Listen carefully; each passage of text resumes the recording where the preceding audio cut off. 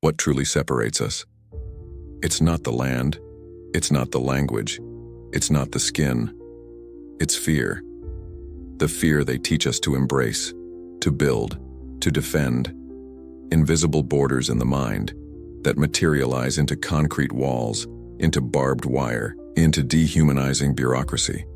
You were programmed to believe that there's an us and a them, an imaginary line that turns human beings into threats, into numbers, into problems.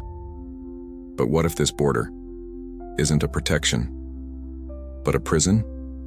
A mental prison that dehumanizes you, as much as it dehumanizes the other. Think about the news, the conversations, the stories they tell you, the fear of the invader, of the different, of the unknown. It's cultivated, watered day after day, to keep you in a state of alert, of distrust. Yuval Harari reminds us, we are the only species that creates fictions, and the fiction of the absolute border is one of the most dangerous. It justifies violence, exclusion, deprivation. If this idea disturbs you, if you feel the tension of this lie, this video is a dark invitation to dismantle the walls. Ready to see beyond the barriers? You weren't born with prejudice. You were born curious, open, but you were programmed for tribalism. From the first, they are not like us. From the first map that divided the world, your mind was molded to see borders where there was once only land. This is behavioral engineering in action, the subtle indoctrination of childhood, media bombarding you with narratives of invasion, the political system fueling the fear of the other. You were conditioned to build internal walls, to cling to a group identity, because outside us, there is danger, a threat to your security, to your culture, to your way of life. Consider the in-group bias, the natural tendency to favor those who are similar and distrust those who are different. This is the basis of prejudice, exploited and amplified to control the masses. And behavioral finance plays a role here, the fear of scarcity, of the other who will take what's yours, who will take your job, your resources, your space. This divide and conquer narrative isn't new. It's the same one that makes you invest in security, in status, in anything that reinforces the illusion of control and distance from them. Robert Cialdini, in his Principles of Persuasion, shows how scarcity and authority are used to manipulate your perception, that the border is a necessity, not a choice. You are indoctrinated to fear.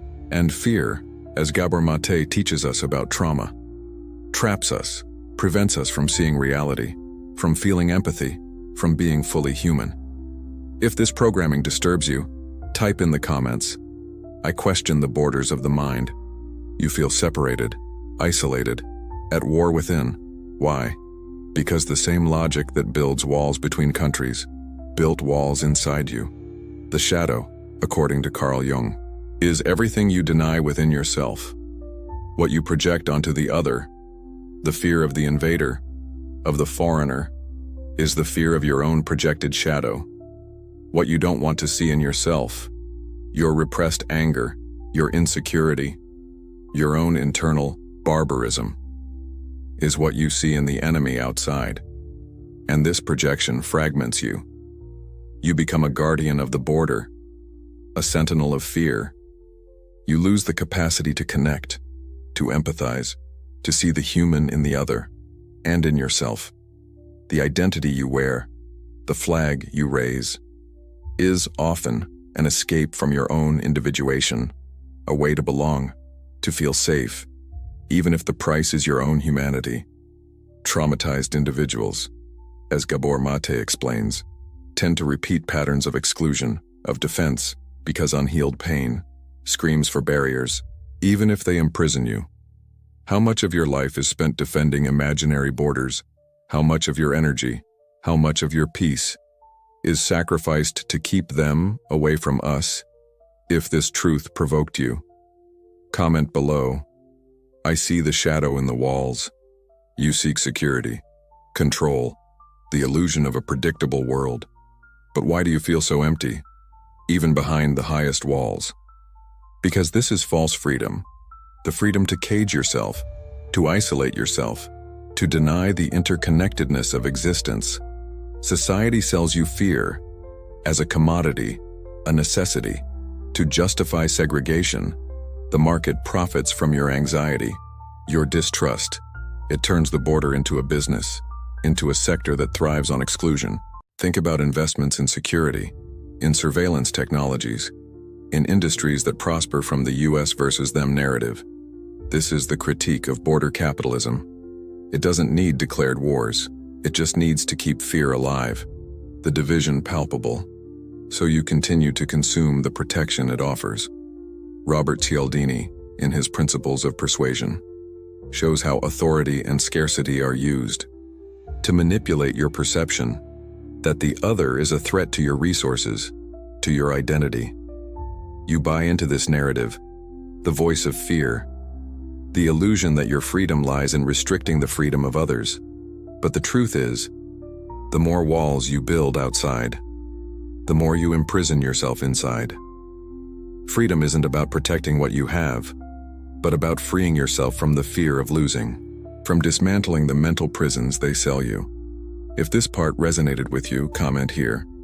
I don't want to trade freedom for isolation anymore. Rupture isn't about tearing down physical walls. It's about imploding the borders of the mind. It's when you realize that us and them is a fiction, a tool of control, a way to keep you at war with the world and with yourself. Authentic reconstruction begins by recognizing that humanity is one and that the pain of the other is ultimately your pain.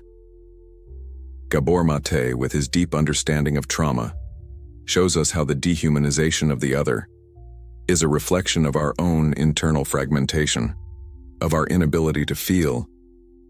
It's a choice, a radical choice, to abandon the tribe of fear, to reject the narrative of separation.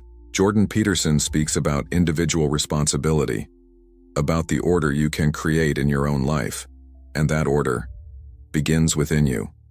Not by demanding external walls. You will feel the discomfort, the pressure to align with the group, the temptation to hide behind tribal identity, resist, remain. In that space, you begin to differentiate what is true and what is programmed, what is empathy, and what is fear. This is true disobedience, disobeying those who profit from your division, the ideologies that sell hate, the voices that whisper you are not enough, unless you're on the right side. And this disobedience has a price. You will lose certainties, you will question everything, but in return, you will regain something that should never have been taken, your connection to humanity. If you feel this is the moment to break through internal borders, type in the comments, "I see beyond the wall," or send this video to someone still trapped in ideologies of separation. The walls of fear, they dehumanize all of us. But the freedom you seek isn't in building higher walls. It's in dismantling the mental prisons they create.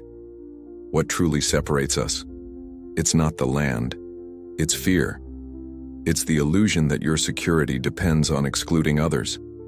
This is the great lie that perpetuates pain, violence, division. Humanity is one, and the only real border is the one you build within yourself, between who you are and what they programmed you to be. Choose connection, choose empathy, choose your full humanity, without fear, without borders. If something awakened in you in this video, comment, "I see beyond the veil of separation." Share this content with anyone who needs to break free from the prisons of tribalism. And if you want to keep breaking cycles with me, subscribe now. The shadow you avoid controls you. Freedom only frightens until you discover you were ready all along. Rupture is the beginning. Consciousness is the path to union.